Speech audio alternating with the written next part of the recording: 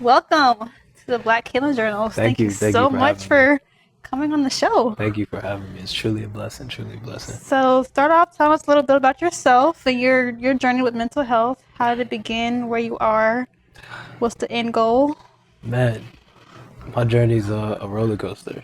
My journey is a way that if I were to just try to really break it down, you'd be like, "Yo, that is insane." But for me, my journey really started for this mental health journey back in 2020, back in 2020, 2021, back when the pandemic happened. That was when I first went to college because it's so funny how God works. I always told one thing about me that everybody knew is if I said I was going to do something, I was going to do it. Mm-hmm. So I always told everybody ever since seventh grade middle school, I said, I'm going to go to Clemson. I'm going to be a mechanical engineer. And God gave me exactly that. I went to Clemson for being a mechanical engineer. And throughout that college life, throughout that college journey, I was experiencing the college lifestyle, and something really clicked to me at first, and then it started to play out a lot of it more. Back when everything happened with the pandemic, I saw people that I was really close with, saw people that I knew who went to school, who got the degrees, get laid off just like that. People, all their income that they built up going just like that, opportunities going just like that. And I stopped for a second. And I said, "Yo, is the path that I'm doing right now could I fall into that?" And Mm-hmm. I said, "Yes." And I remember saying, "Yo, I gotta figure something out." So I was doing a lot of research on, how to make money online. Because once I actually started to get a glimpse of what was possible, because I started seeing things like real estate, vending machines, day trading, investing, and all these things. And I started to see that the life that was possible. And I said, with this route that I'm doing right now, with this engineer, would Mm-hmm. that actually give me the life that I'm dreaming of?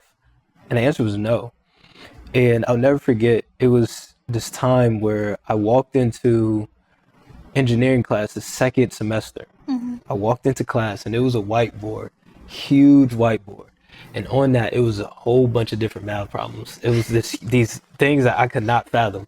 And I sat right by, just like how it was a guy, he was like super smart, one of the smartest people I ever met in my entire life. Mm-hmm. I sat by him and I didn't have my book. I wasn't taking school serious at that time. The teacher was like, "Yep, we got a test on Wednesday." And as the days was going on, a couple of days went by, the teachers was talking, and I'm like, "Yo, I'm coming to be mechanical engineer. I want to work on cars, things of Mm-hmm. that sort." And my teacher was not working on cars. All she was doing was just teaching engineering. Yeah. So I'm learning from somebody who's not even doing the thing that I want to do. And that clicked for me. And I'll never forget, it was the third day of class. I walked out of class, never came back to that class. I called my advisor. I said, "Yo, drop this class." He said, "Yo, wait a minute, whoa, relax, slow the brakes, slow the brakes. Like, you do realize this is your major. If you change this, you have to change your entire major." And I said, "I don't care. Just change it to business." And when I did that, something happened for me. I'll never forget the night in my life because I wasn't taking school serious because during that time, like most of our stuff was online and everything of that Mm-hmm. sort. So being real, I was cheating. Like I didn't take school serious. Like I was passing, but I wasn't taking it serious. I was all the different math things that I could have used to cheat, like the essay pros and writing my essays. I was using that to cheat. And I remember it got to a point one time where I sat in the car and I literally was at the lowest point that I ever been in my life. I was so broken. I was in tears. I have never felt that low in my life before. I was just crying in tears like 11 o'clock, 11 p.m., 12 o'clock in the morning, in tears, just crying out because back then I didn't really have a relationship with God. I knew of God, but I didn't have a Mm-hmm. relationship with him. But I was like, "Yo, I gotta give this a try because I really felt, I said, yo, I'm a failure in life right now. Like with what I'm doing, I didn't even tell my parents at that time. Nobody knew that I changed my major and I wasn't doing this thing that my entire family, because my family looked at me as like, yo, he's about to be an engineer. This is gonna be the one, like he gonna get us out. Like he gonna take care of us and everything. My family, they I was, what was it, the Trojan horse, or is that what you want to call it, Mm-hmm. right? that's when my family looked at me and I was like, yo, I'm on this pedestal and I got to deliver. And I'm doing the exact opposite of that. Are you the baby? Yes, Only child or just the baby? two. It's me and my sister. Because it's crazy you say that because, you know, I have Dexter and then I have another older sister and I have another brother on my dad's side. And they used to always love telling me, oh, you got the best childhood, so you have to be the one to like make the family proud. So like that's a lot of pressure. A lot of pressure. I remember like even when I went to college, because I remember when I was in high school, like I hated math, hated science, hated any like critical thinking subject. It was just not me. Like I was always a creative. I've never been like a math problem, science, like it's never my thing. So when I finally went to college, I was like, oh, I'm gonna go do graphic design. It's the only thing that ever clicked with me was being creative, like painting, designing, all the other stuff. I never like my critical core classes barely got by. Like I just my brain just never did well with that. So like when I graduated, I was like, dang, I don't know if I can do like a graphic design like job, like working at an agency. So I started my own business. And then, like, I did that for a few years, and it actually really clicked off really well, more than I thought. And I think it's crazy, like, I hear you talk about sometimes, like, God will give you what you ask for, but if you're not ready for it, and you don't know how to, like, take care of it, it can go away so fast. And I think I asked for more than I was ready for. So when I got it, I didn't know how to handle it. So business, like, I think mentally I got too overwhelmed, and it just came a lot for me. And I just kind of had a standby. I just kind of stopped doing it because it was just too much, like too much clients, too much business. And it was I was scared between having a real job or just working that and then seeing where it would go. So I think that fear too also kind of like, I need that solidity that I'm going to make something of myself. But how do I do that if I know there's no, like I was saying earlier, it's no certainty that business is always going to be this good. So I think that fear too came into it, and it was like, well, maybe I can just sideline this for the certainty that I'm going to make them proud. So yeah, that pressure was, I can understand that. I remember that because I felt that same exact way. That's why I was so afraid and fearful in that moment, because I said, I don't know what will actually do this, because I thought engineering was this one thing that was going to do it. So if I'm not even doing this, what am I going to do? Like there was so uncertainty for me, and I'll never forget, God was like, yo, I put something in your life before. You just never really took it serious.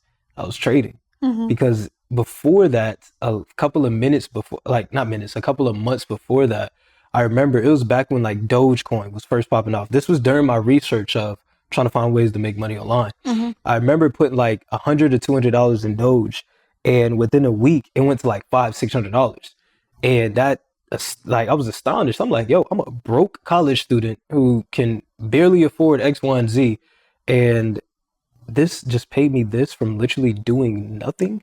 I'm seeing more money from this than before. I got to go through 4 years in X, Y, and Z and graduate and go through all of this before I see a dime in engineering. And I'm seeing money like this in a week. But I wasn't taking it serious back then because I didn't really care. I was all about that college lifestyle and everything, that college fun, my first year in college, being away, because my parents protected me so much to the point where I was in this shell.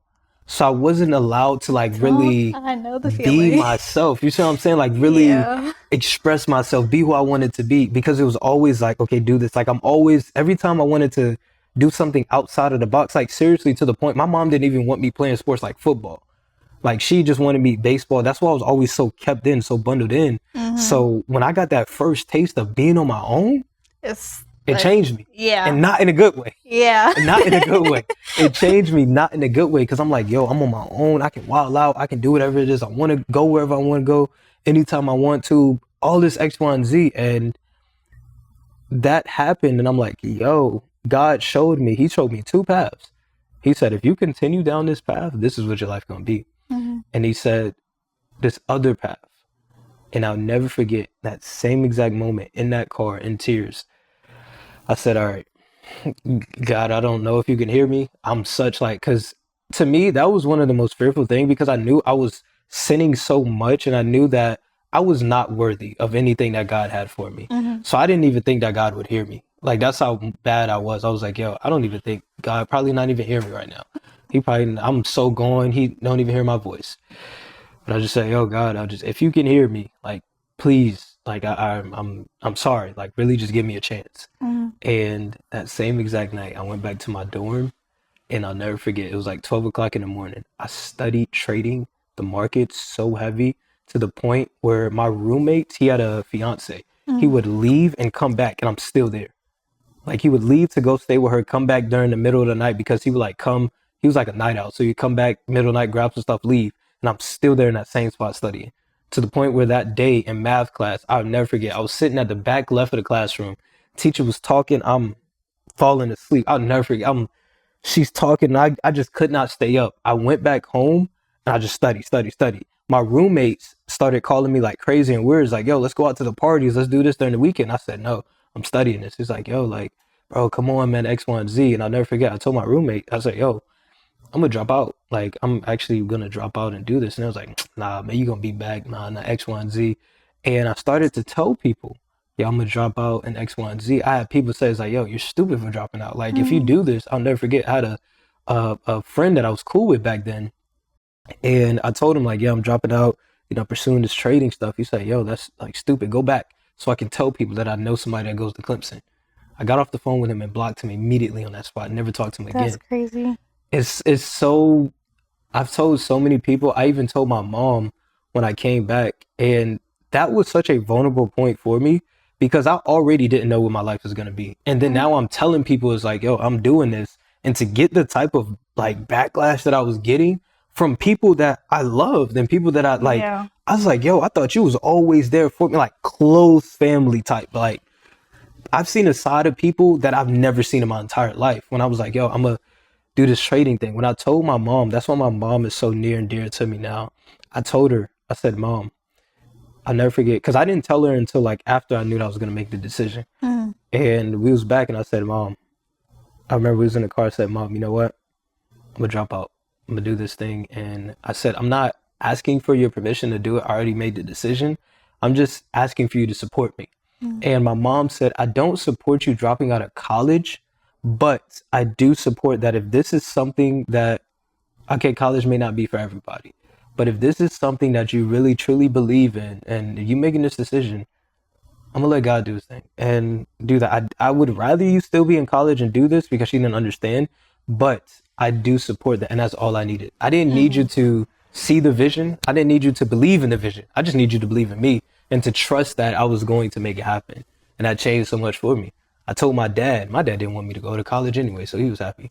But he wanted me to pursue a different path. He wanted me to be the mechanical, like, what's the word? He wanted me to go to mechanical school and a trade school. And I said, that's not what I want.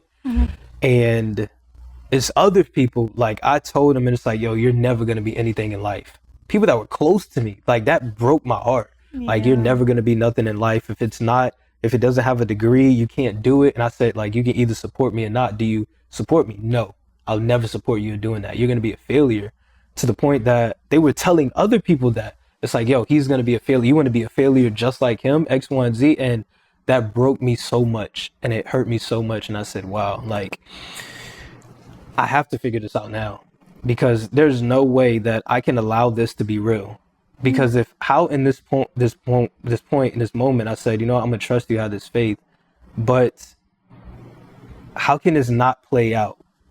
There's no reason this can't play out. So I said, I'm gonna just go all in. I'm gonna just trust this. And fast forward to going through those seasons and doing it alone, but I always had God. It was my beginning journeys, my first years was so hard and so challenging for me because nobody understood me. I had nobody around me. I understand that like so well. And even the part that you said about the people that you're close to, like telling you that you're never going to be anything. Like I told you, we have so much in common. It's crazy. The sheltered childhood. Like I was always brought up to, actually, you have to do this, that, and the third. And if you don't do it the way we want you to do it, then it's not going to work out for you. So like the longest time, even like middle college, my sophomore, junior year, I knew that I didn't want like a job, but I didn't know what I want to do. But I struggled because it's like, well, I don't do it the way my mom wanted me to do it, then it's not the right way to do it. So what do I do now? So like, I think even up until like 2 years ago, really still, I struggled a lot with figuring out do I do it because they want me to do it? Do I do it because I want to do it? Like trying to figure out that battle between what side do I go with. So that was a struggle. Even now, I think I'm still finally figuring out that I had to do what I want to do, what I feel like is right for my life, and not like basing it off what other people think that I should be doing. Because I realized it's like the vision that you have, it was given to you, not them. So nobody else will ever understand that vision like how you do. The only one thing that I learned is instead of trying to tell people the vision, just show them the vision. Instead of, because nobody will ever understand it. I could try to explain to so many people this is the vision. I can literally, nobody will understand that. Literally, I can really visualize that life, that freedom, that life. I can visualize it. That's why I grind the way that I do, because I can actually visually close my eyes and see this version of myself, see every aspect of him, and I know that it is possible. But trying to explain that to somebody else, they're never gonna see it. Like even with this podcast, like I've always, mental health always been like something dear to me because I've known for a long time that I've had struggles. But like when I started this, like what, 2 years ago, like I saw it like when I first started thinking about it, like the podcasts, books, shows, like tours, like I could see it in my, like I told you, like if someone tells me an idea, I can create it in my head like instantly. It's like I can see it. But explaining to people that don't see it is so hard because they don't understand the end goal. But I can see it so clearly. So trying to explain to people that don't always support you or don't see it the way that we see it is it can be a struggle sometimes. It's hard to tell somebody who's been, let's say, constrained to a certain thing. They've been capped at, let's say, 50,000 or X, Y, Z a year, the certain lifestyle, to say, and you are not there yet, and you're in that same thing. You're actually probably making less than them, to say, yo, one day I'm gonna be a multi-millionaire and I'm gonna take care of you, retire you. You're never. I'm gonna do this. Like I'm gonna be living this. This is how we're gonna do. It's hard for somebody to believe that when it's like, how are you going to do that? From what? You're not. You don't have anything. Step by step. Yeah. Like show me the step by step. God, guess what? I don't have that step by step guide for you. It's like, but I do know that the path that I'm on is gonna get me there. I have an actual route, and one thing that I've learned from actually going through a lot of it is those same people that wrote me off back then are now asking me for help, asking me, yo, put me on game. Yo, how did you do this? Yo, X, Y, and Z. And it's same people that didn't support me back then want to support me now. And I had to learn, this is one of the biggest things, is I can't hold grudges. Because like I said earlier over there, I was talking about how, remember that story of Joseph? Joseph told his brothers, it wasn't you that sent me, it was God that sent me ahead of you. So I had to learn that I can't hold those grudges against those people. So I can't like say, oh, like you didn't believe in me back then, like forget about you, X, Y, and Z. It's no, you didn't believe in me, and I understand that, because if I was in your same exact position, I wouldn't have believed in me, because I wasn't doing what I'm doing now. I was telling you what I was gonna do, and you didn't see it, so of course you're not gonna believe it. But now that you're actually seeing it and you're believing it, why would I sit here and just be this jerk and be this person that's like, oh, forget about you, X, Y, and Z? It's like, no, like I'm not that type of person. I'm glad that what I've done has, planted the seed in you, but I also have the wisdom to know who to let in my life and who to not let in my life. Because a lot of people, they will try to come back in your life to try to use you for their own benefit, drain you for what they can, and then bounce and then leave. Because when they drain you, what they do is they'll try to drain you back to their level. So they would try to see that it's like, man, I took advantage of that person. And instead of them humbling themselves and saying, yo, I'm sorry, that's on me, like I ask that you forgive me for that, it's that pride in them. It's, yo, I got to try to tear them down. Let me try to do something that gets them back on this level, to try to throw you off your pivot, because they're jealous and envious of what you've achieved. And I've had to learn to be able to discern and see who are those people that are coming in and out of my life. Yeah, I think that's what I'm working on. Like I was telling you earlier, like, cause I've had so many friendships, relationships that I've been through that haven't had the best outcome, or the outcome that I thought that I needed.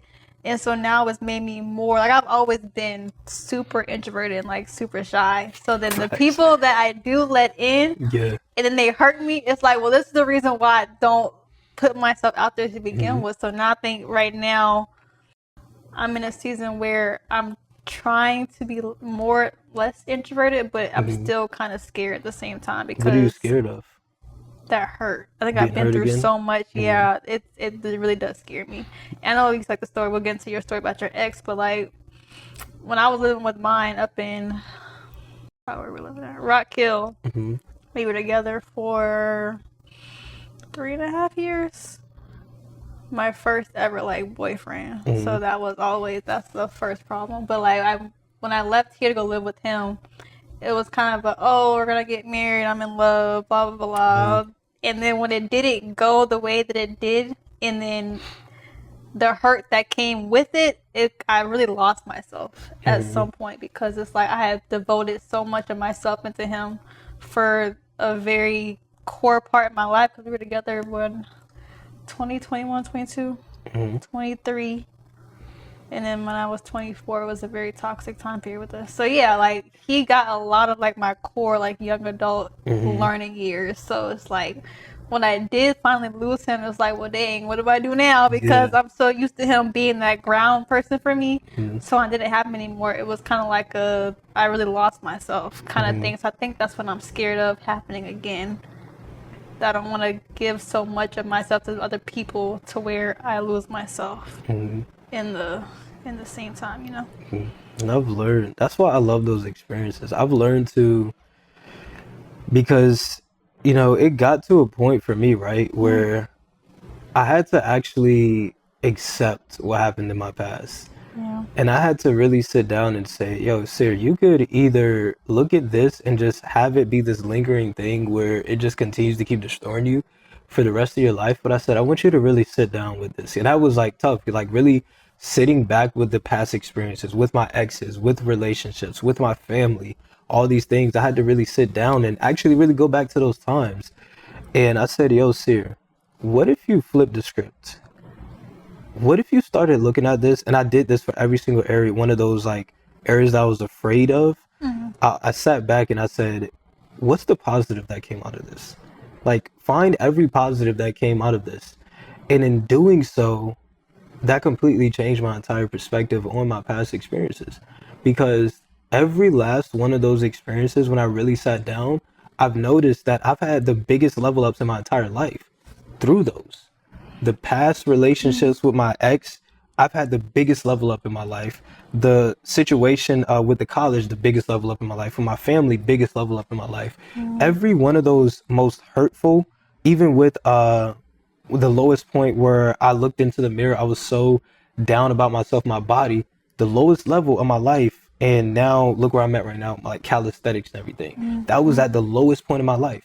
Me getting into trading was at the lowest point in my life. Me getting into like being in this position, creating content and everything to even be out there, the lowest point in my life. And I had this social anxiety. I was so afraid. It was at every moment where I've had the biggest level up was always at the lowest point. And then I started to remember what the scripture says. For when I am weak, I am strong. It says that God chose the poor of this world, the lowest of the world, to make them the highest. And I started to wonder, and I said, why? What? Because I used to always ask God, why? Why do you keep putting me through this stuff? Like, I don't like, why is it that I'm going through all of these? Like, I really want to be a good person. Like, I really want good. Like, I'm not just an evil, wicked person who just wants to destroy the entire world. Yes. Why are you putting me through this? And then I started to realize it wasn't ever about me. It was always about him. Because when he put me through that, every single one of those times, he's brought me out of it. It's to show how amazing he is and what he can do for your life when you trust in him. That's what changed everything for me, because the more that I read the Bible, I'm like, look at all these people.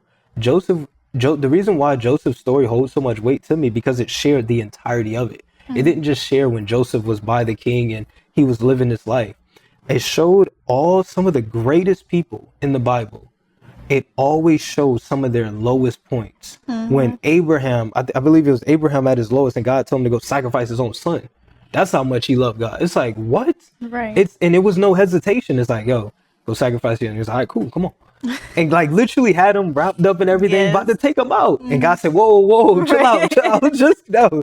That's how much you really love me, that you're really just willing to sacrifice your own son. Joseph at his lowest, Jesus himself, Peter, Moses killed the man, right? Moses fasted and all these things. Like, God chose all these people that was at the lowest. Joseph was the lowest out of the family. Solomon, when he came to Solomon, because he asked Solomon, what do you want to be? Like, what do you want? His dream. And Solomon said, yo, you chose me. I'm the lowest. And you called me to be this king and to be this ruler. Like, I don't know what I'm doing. Like, I'm a babe at this. Like, I want the wisdom to do this. And God said, wow, because you asked for this and you actually really taking it serious and you didn't ask for the money and fame, I'm going to give you this plus more. And I started to see that this is why God is allowing me to go through this, so he can actually take me through it, just like how he did with the people taking them out of Egypt with Moses. He allowed those plagues and everything to happen just to show that, yo, this is God. It got to the point where the Pharaoh was like, yo, yeah, this is really God doing this. Like, really stop messing with these people, leave them alone. And that's what God does for us in our life. And then when I started to embrace that a lot more, I started going back and looking at all those experiences, and I said, that is why my ex, like I said, the situation with my biological father, my family, all of that played into a role to where I'm at now. Yeah, I think, like you said too, such with like with my dad, like he was in the house, like me growing up, but he wasn't like present, like emotionally present, but he took care of me like financially and stuff. And I think like when I got to that age where I like, you know, like middle school, high school, I started interested in boys and stuff, like I struggled so bad with that like judgment, I guess, because I didn't have the whole daddy-daughter connection thing growing up. So like when I did get to high school and start liking boys, like I just went like for a roller coaster. Like it was very traumatic, very like, because anybody gave me attention, oh, he must like me. Anybody that was following me, oh, he must like me. Like any little bit of attention I was getting, because I didn't get it growing up, like it was like immediate. Oh, they like me. Immediately. Like there's no other option, right? There's no other option. They like me. It's like they smile at you. Right. Oh yeah, I got relationship. And it got me into so many like unfortunate situations because I misread the attention for likeness or the attention for love, attention for whatever the case may be. And I think that's the reason why too with my ex, because like he gave me the attention, he gave me the love, he gave me the time, the effort. So I'm thinking, well, if this must what it feel like, because I never knew what it was growing up, so I never had anything to base it off of. So the two relationships that I did have, I was just going off, they give me attention, they're giving me time, this must be the one. Yeah. So like I think even after we ended up breaking up, it's like, well dang, now how do I really know who's for me, because I don't have a good foundation of what it should be like. Especially when that's something like, if that's the first biggest thing and this is the response to it, is like, how does all the other ones? Because like I was like that. Being real, like actual real relationships, I can actually count on one hand, like throughout my entire life, how many real relationships. I was in a relationship like a serious relationship when I was in middle school, one when I was in high school, and like all the other ones, they weren't like real relationships. They was just like, they weren't like actual, like I'm like, yo, this is like, I'll post you on my Instagram type. It wasn't those type of relationships. So it was maybe 3, 4, and then the last like real relationship that I had was my ex, and that was 2, 3 years ago. But I've noticed something, and the reason why I got hurt so much is because my outlook on relationships was never the same as everybody else's my age. Because growing up, I never was taught about like, you know, being the hoes and, you know, sleeping around with a bunch of I was always taught, it's like, yo, you find that one, it's like you want to build a relationship, get married and stuff like that. Because I seen who my mom was, and I was like, yo, my mom was amazing. I seen what my dad, like my parents, I seen that, and that's what was always in my mind. So everybody that I was like talking to, I'm like, yo, I want to be with you forever. It's like that was my mindset, like especially at a young age, in high school, college, like, well, basically high school, in college as well. But that mindset of like, I want to live the rest of my life with you, like let's build and grow like together. I didn't understand until I actually started to realize a lot of people my age didn't want that. A They lot of just people wanted our age to. don't want that now. Exactly. A lot of people are, they just want that, like that one night, the hookup, like they just want the fling, they just want the sex and all of that. That's all they want. That's all they care about. Hmm. And I didn't understand that because I was like, yo, like I'm trying to give my all to the relationship. I'm doing all of this and I'm getting bare minimum. I'm like, yo, am I doing too much? And that's what really messed me up a lot. I literally just wrote a blog about that. That It's so that crazy just you that said that. messed me up so much because I used to think that I was the problem. I'm doing too much. Hmm. Like I should be doing less. Like I shouldn't be, yo, trying to do this for you, trying to take care of X, Y, and Z. But that's how I was taught. I was always taught to be the like provide. I was always taught to be there, the comfort, because everybody has different love languages. Hmm. Some people, more of them is more affirmations, touch. Some people is more like different things. And to me, I want to be able to provide in every way that I can. So when I was doing that in these relationships at a younger age, and it's like, oh man, I'll never forget. It was so many people. It's like I used to be like, it was multiple times, but I'll never forget. It was a couple of times, but one of the biggest ones was this girl I was talking to, and we met, and it was like, yo, I remember saying, I was like, yo, God, this gotta be the one. I'm like, yo, I was so in love with this girl. Like, I kid you not, I was so in love with her. And I was like, yo, this is the one, X, Y, and Z. I could see it because we just connected so much. Like, I really could see I could see the reason why, like, it was to the point where I could see her being a mother of my children. And that's very, very serious for me to say. Yes. So I could see that. And I'll never forget, we were getting good all along X, Y, and Z. And it was around, because I remember we went on this trip to Jamaica. And I'm sitting here, I'm like, yo, I made videos about it. I'm like, yo, this girl, she's like X, Y, and Z. So you was all in. I was all in. I didn't post the videos, but I made the videos. And I told her, and I texted her, I was like, yo, how you doing, X, Y, and Z? No text back. So cool, cool. Text her again. No text back. I ended up calling her. Like, like the little silence mode that it says like their notifications are silence. Boom. I called her. No response. FaceTimed her. No response. So I'm like, yo, I'm sending paragraphs. I'll never forget. I came back home. Just broke my heart. I came back home, went to the gym, and she was at the gym, laid up on her ex that she told me about, that he cheated on her. Oh, wow. And I seen her, and I was like, yo. And I actually confronted her. I went up to her and I talked. I said, yo, like, did you, like, I was texting you. And she was like, oh, well, I didn't see it. I didn't know X, Y, and Z. Oh, the way I would have crashed out, because ain't no way. You saw me calling your She phone. definitely saw it. And then she was like, yeah, I don't think I'm ready for this. Like, that's like serious. Like, I really need to cope and everything and all that. And I said, oh, she just wanted to mess around. That's what she yo, wanted to do. the same guy that you told me he cheated on you, and guess what? They didn't even end up being together because he ended up having like a girl that he actually ended up moving in with. And I That's said, not funny, but yo, to me, like when I think about it, that's why it's like I laugh, like I smile about it. I said, God, you did that for a reason. Like it was never meant for that to happen. But I could have went down a very negative, a dark path with that, because I could have easily said, I'm gonna take all that love and bundle it up, and I'm never gonna give that to somebody else again. But the reason why I say I look at experiences now as a blessing, because it showed me I really am a husband. Like I really am a man that can provide for a woman. Even if she didn't see that, I'm okay with that because that showed me what I'm capable of. How would I ever have known that if I wasn't in a position? If I didn't have a woman, like if I didn't have a female that I could actually do that to. I can say all day, yeah, I'll be this man that provides an X, Y, and Z, but God actually put me in a position to where I was able to actually express that. And I said, yo, I actually really would do this for somebody. I actually really can provide, and that made me, I love myself. And then my ex, the recent one, recently, it was to the point, right, where even now to this day, all of those females, I still have nothing but love for them. Because if it wasn't for the things that we went through, I would not be who I am. so you're a better person than me. Because like I just have to, because with my ex, right, we started bonding and getting closer together. And when we split, it had nothing to do with like cheating or nothing like that. It was honesty, and it was two different paths.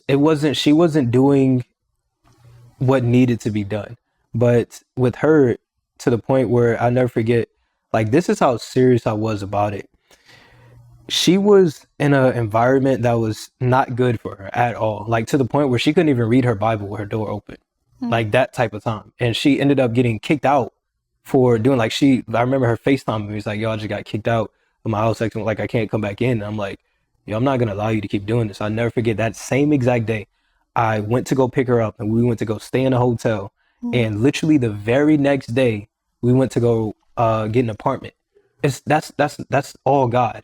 There's no way you just come up to this random place, talk to this lady, and I'll never forget. Like that's like I call her Mama D. Like I still love her still to this day. To me, she's family to me.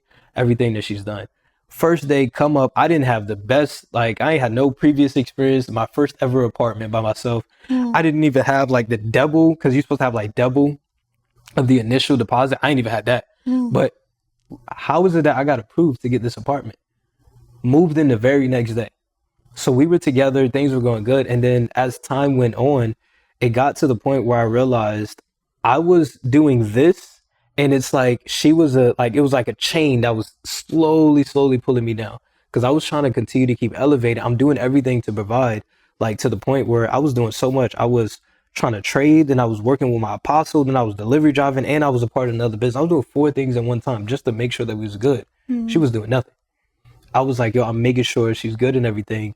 And it got to the point where she started lying a lot. Like it started to be like small lies. And it kept on going on and on and on. And every time something would happen, it's just like bundled up and let's not try to grow through this and X, Y, and Z. And I realized she was allowing a lot of her past relationship to carry into this relationship. So she wasn't fully ready to open up in X, Y, and Z. I'm like, okay, I understand that. If after everything that I've done for you and you're still not willing to give me this chance, listen, this is not it for me. Bro, don't I know the feeling? This like yes.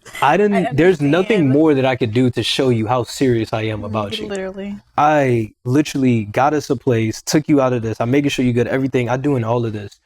And if there's nothing more that for me to do, and I'll never forget, it got to the point where she did start delivery driving, right? I said like, yo, like try to make she was like, okay, I'm gonna try to I had to actually tell her, yo, you can use my car. I'll let her use my car to go delivery drive. The first day, she backed into a trash can, called me, said, yo, I backed into the trash can. She got back, I went to go look at it. I was like, are you okay? I'm like, a car can get replaced, a car can replace, your life can't get replaced. I'm like, cool, you good, everything good? And it was still like early, so I'm like, it is what it is. She went to go back out and do the job again. She hit a curb. So she hit the tire. She had the tire flat, and I had to go drive all the way across the city to get another tire. I'm like, all right, cool. The very next day, third time's a charm, right? I'm with my apostle. We was about to go do some, cause he's like a constructor, and we went to go. I was literally at his house. Like before we even left to go do the thing, it was early in the morning. I get a call. I'm hearing her like breathing and stuff. And she's like, yo, like babe, like X, Y, and Z. And I'm like, yo, she wrecked my car. And I get to the place. Not only was it wrecked, but it was total. And the place that I got to, guess where it was? It was literally right in front of my apartment. She got into a wreck literally crossing the street to go across the street to the gas station. Totaled the car. And what really struck it for me was when I got there, the guy, he was in a Challenger. And he said, bro, I don't even care about this. I've spent so much time trying to get this car. This is the one car that I wanted. If I just want this, I don't care about the price. I just want this dent out because I spent so much time. This is a one-of-a-kind car. That's all if this is total, like, and then he had his daughter in a car. It was her birthday. And she was like about to go get her first tattoo. And I'm sitting there, I'm like, bro, I'm trying to like talk to them, make sure they're good and X, Y, and Z. I'm trying to liven up the mood because there's absolutely nothing I can do about it. The car already totaled. And she was just there in the background, like trying to act like nothing happened, like laughing along in X, Y, and Z. We get back into the apartment and she was literally just quiet, silent. She didn't apologize to me or nothing like that. And literally days went by and I said, yo, so you just totaled my car. You're not trying to get a job. You're not trying to do nothing, X, Y, and Z. And I said, yo, this ain't it. I said, yo, that's the final straw. This is not it. Like, it was even to the point where, because at that time, I think, like, I was on my mom insurance, and my mom called him and said that, yo, like, I give her authorization to, drive this. She didn't. So with that being the case, she was like, she didn't even call my mom, thank my mom, X, Y, and Z. It was so much that was happening. And I said, yo, this ain't it for me. I will give you 3 months. I didn't just kick her out. I said, yo, you got 3 months. Like, you got to figure this out. Like, this not going to work for us. Find you a place, X, Y, and Z. And because I wasn't just going to kick her out, have her know the place. That's not me. So I gave her, it was to the point, even right, I let her have my room. Like, I let her sleep in my room. I slept in my office. I had my blow up mattress, like my bed in my office, and I let her sleep in the room, have the room. And I said, I'll just sleep in my office. Like, cool. Like, that's not that big of a deal to me. And it got to the point where she started lying on me. She was telling my apostle, his wife, and my landlord all these lies about me. Like how she was cooking for me and X, Y, and Z. And you know how that's the biggest lie? Because I remember she started making a little bit of money and she bought like $200 worth of groceries. She spent like $200, had to go the Uber, went the Uber here to the grocery store, and then the grocery store back to here. She spent like $200, come back all these groceries. And I'm like, oh, these groceries, this for us, right? This for the house? Like, she was like, well, this is for me, but if you want some, you can get some. I said, okay. This is what we Cere, gonna you do. a good one, because there's no way. I said, okay, this is what we gonna do. What I'm gonna do is this. I had laid out this layer. It was on the top of my fridge. I said, all of your stuff goes here. From now on, you get your own groceries and don't touch none of my stuff. And she was like, oh, and tears. She was trying to give me like the sob and tears. I said, nah, because what you just did, you just showed me your true colors. Yeah. You just showed me that real. You started making a little bit of money and you just literally forgot about everything that I've done for you up until this point. And I said, okay, cool. Yeah. All of your stuff goes up here. You get your own groceries. Don't touch mine. And I stood on that. And what she started to do was start lying on me. She was like, yeah, Cere, like he's treated me so bad. He's yelling at me. I'm cooking for him. I'm trying to do all this for him. And I'm getting calls and I'm getting texts. Like, I'm at the gym. I'm getting random texts from my apostles like, yo, Cere, what is wrong with you? I'm like, what are you talking about? Like, I'm hearing this, like, she's saying you did this. She's saying you did that. And I said, yo, this is like a news story to me. Right. This is my first time hearing this. Like, what do you mean?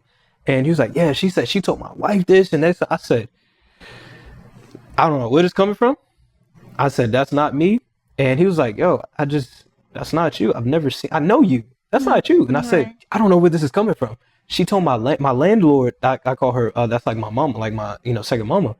And she told her, my landlord, the person that I'm paying my money to. So you're already giving me a bad rep to my landlord. And I'm talking to her. I'm like, what are you talking about? And you know what I did? I was smart. We had another conversation and I recorded the entire thing. As you should, King. I recorded it and I was like, yo, so you said that you did X, Y, and Z, and on the actual video recording, it's probably still on my phone still to this day, but on the actual video recording, she was like, yeah, I'm not gonna lie, I lied about that. In front of my face. She told me straight to my face, yeah, I lied about that. What was the point though?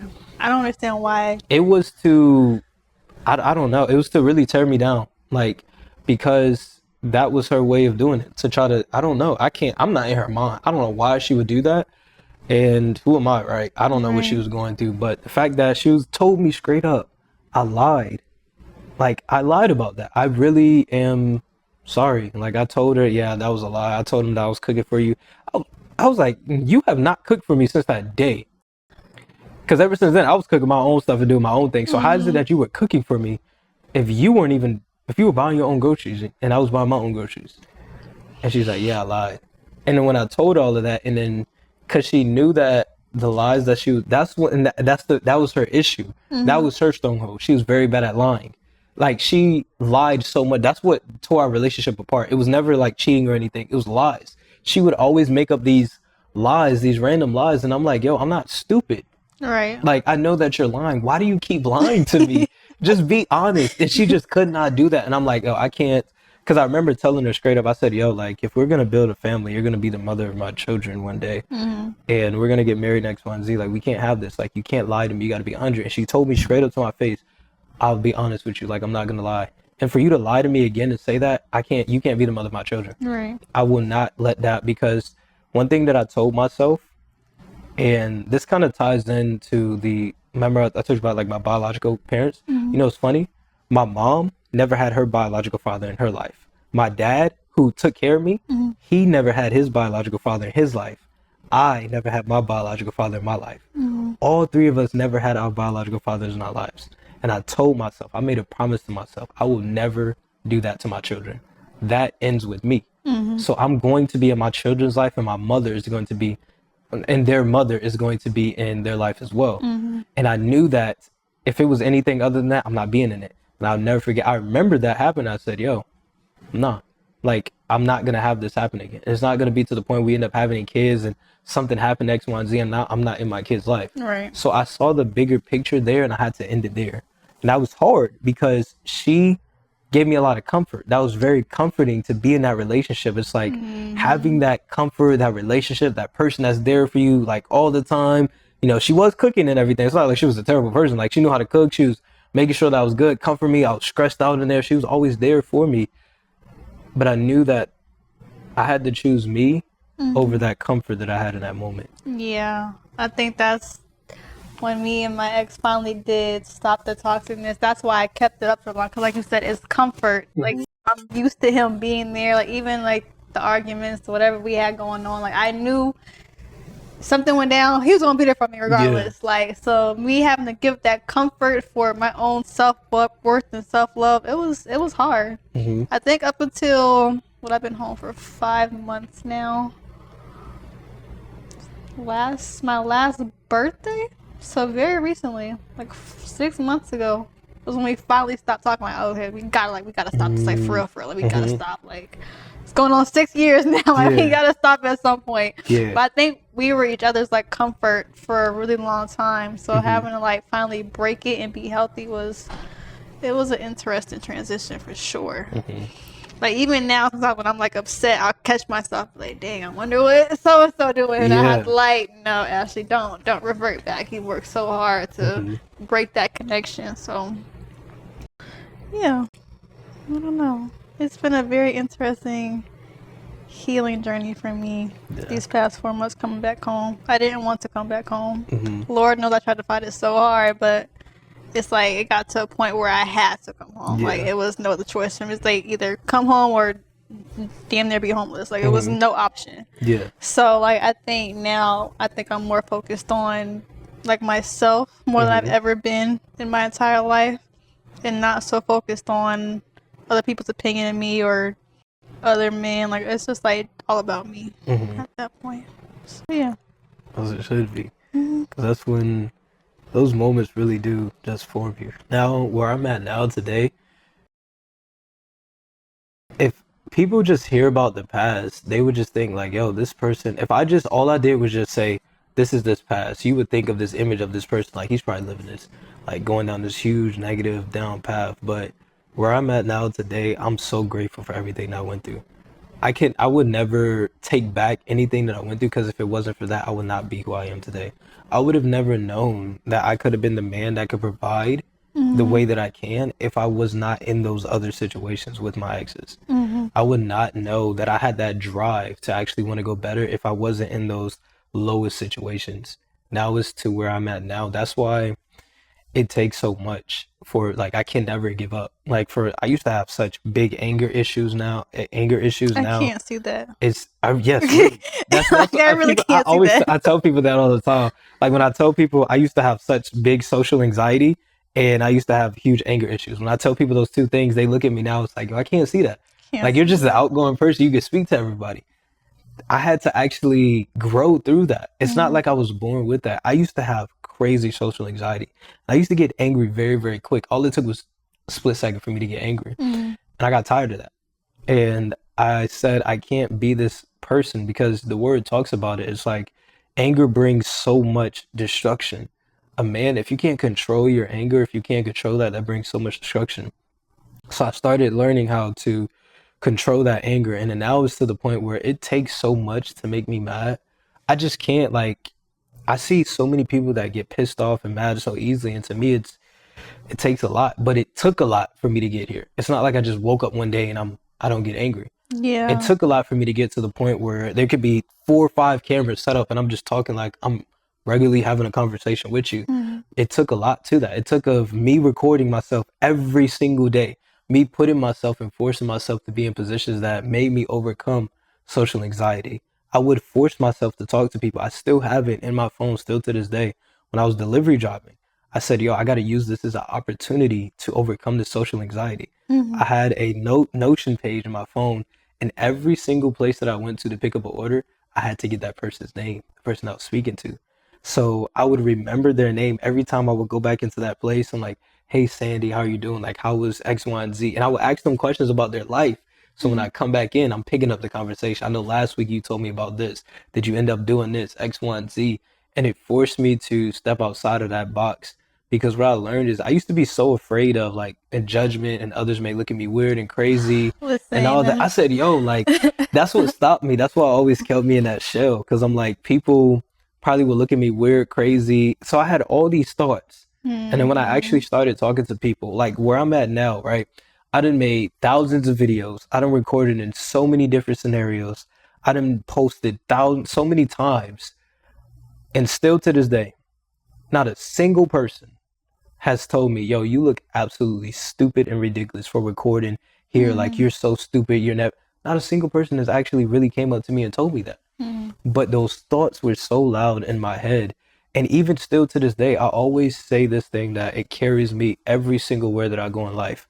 No matter where you are, no matter how far you get, no matter what you achieve, you are never exempt from being attacked again. Still to this day, it does not matter how many times I recorded. I still have those thoughts that come in my mind when I'm trying out different angles, when I'm doing something new, whether that's going to a new gym and trying out an angle I've never been, setting up the camera at a gas station during the middle of the day and recording a crazy angle because that's what I want to get. Those thoughts of, well, what would this person may think of you? Me picking up my camera, let's say, and talking in a public environment, walking around in different environments. I get those thoughts. But the thing what I've learned about it is the thoughts don't become my reality. I make the reality what it is. My actions form the reality, not those thoughts. Those thoughts could tell me, don't go record here. And what I've also learned to do is I actually make it like a game. I make it exciting now. It's like a game to me. Whenever let's say, for example, I'm recording something, and because I can visualize, because like, that visionary, like I can literally visualize a whole entire scene that I want to do. Every single angle, I can visualize it. And what I do as I'm going through that, if I ever get to a point at an angle where it's like, oh, what if somebody thinks about you that way? That is the angle that I'll go get. So I can have those thoughts, but I'm gonna go set up the camera there and record in that exact same angle of the thing that's making me fearful and hesitant to do it. Because what I'm doing, I'm showing myself that no matter what those thoughts say, those thoughts don't control you. You control the outcome, not your thoughts. Yeah. Like you said, because I still have it a little bit, social anxiety real bad. And then like with my childhood, I was bullied a lot. Like elementary, even up until like a little bit in high school, like I was bullied. So like that played a lot to like my anxiety. Like even when I went to college, like I did not, if I didn't have to talk to you, I was not talking to you. Like absolutely, I was not going out my way to make friends. Like if they came to me and I talked back, cool. But me talking to you first was not going to happen. So like the Dexter was telling you that story earlier about how I thanked him for like the confidence. Like because before I came home, like I was drinking a lot, smoking a lot, damn near 95 pounds. Like just was not healthy in any area of my life. So like when I came back, started eating better, working out, stopped drinking, stopped smoking. It's like a complete different person I was 5 months ago. Like the thing, like even me, like the things I do, like he had me do like in the gym sometimes, like it's crazy because like my confidence is not even on the same spectrum like it used to be. Because like it's things that I would never think I could do that I'm doing with ease. So if I could apply like things I like my working out to every other area in my life, there's nothing that I can't do at this point. So it shows. What's one area where you aren't applying in your life? Because you said you want to apply it in all your areas. Are you applying it in all the areas? I think I'm putting more of an effort into it. Okay. I think socially I could still do some more work. It's just that, like I was saying earlier, that fear of that uncertainty of not getting hurt is just. That's the thing. It just scares me. I just if like. You can tell me one outcome at one time where you can actually determine like exactly what's gonna happen, is you can't do that. We can never determine outcome. But then it gets to the point where, ask yourself this: would you rather live the rest of your life like how you feel now? Would you rather live the rest of your life like that, in that fear of uncertainty, at the young age that we are, knowing that we want to live for years and years and years, a long time, we're not even, this is like a quarter of what we really want to live to our fullest. Let's say we want to live to 100, right? It's like a quarter of it, basically. Do you really want to live the rest of your life with that fear? No. And it's like, even like compared to my mom, like she used to be the same way, but now I see her, she's so much more confident. Like her anxiety with people is so much better. It's like, well, dang, I want to get there. Your mom's such an outgoing person. But I don't want to wait till I'm 50 to do it. Like I have to figure it out like now. What would need to change if, in order for you to get to that point, what would need to change? What is that version? How was she operating? What does a scenario look like? So like you said, now a scenario of how you don't want to open up, you're afraid of what would they do? Like what if? That version of yourself that you know you want to be, how is she operating in that same scenario? I think just me being more outgoing. Like I'm like one of my fears is like being out in public, like by myself. So I've been trying to do better with that, like Why don't going you put out. yourself in scenarios? Yeah, I had like going on like solo dates, is what I call them, or like just recording in public, just to make it more like to help with my confidence. So that's what I'm really working on now too. So putting yourself in the scenario. Yeah, putting myself in uncomfortable situations that I don't want to be in, but I know it's needed for my growth at this point. So yeah, I don't know. So like anybody that you think is listening that may have similar experiences to you, what would your advice be to them? That's a very good question. My advice, honestly, would be that regardless of where you're at right now, regardless of what you're going through, regardless of what everybody else is telling you, your actions is what determine your reality. Something that I've learned, and this has literally changed my life in the past like month, is some change. Like you've seen, like me traveling and all this, it's put me into a different mind space. It's made me who I am today. Is that version of yourself that you want to become, 10x that version. Because what you will realize is when you're here and you want to be here, you're still here. So you start to think in a way of somebody that's here. So that goal that you set for yourself, you're setting it from a position of being here. And let's say you were already at this level. Now the goal that you would set is like, yo, I could set a higher goal. Why? Because you've already achieved this. You're here. So you see that there's more to achieve.